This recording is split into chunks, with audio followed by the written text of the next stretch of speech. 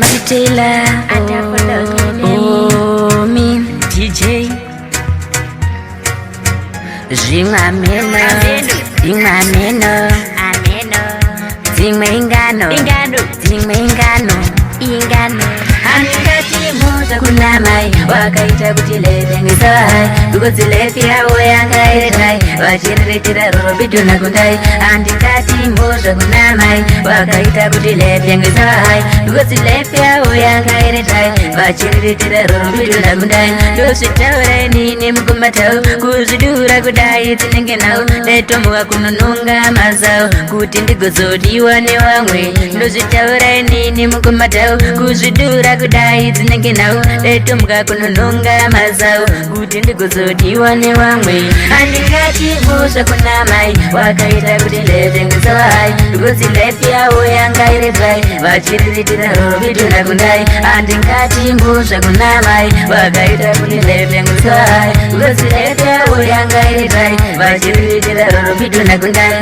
adiona miyana kudai zaikona dai baba vangineni dai nikavaona dai kuvafunza kuti shija kakona kuti muye kakuzotiona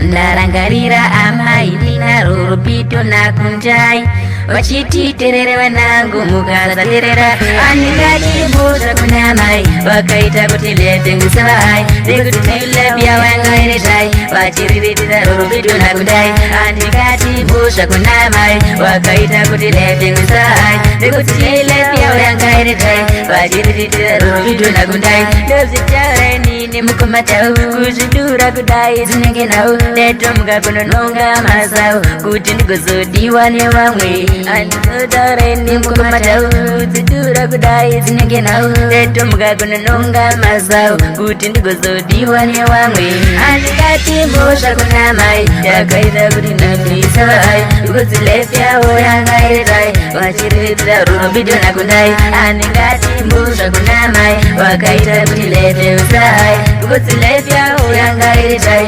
vachiriritira rubido nakundai ationa miyana kudai zvaikona dai baba vanginini dai nikavaona dada kuvafunza kuti chii chakakona kuti muye kakuzotiona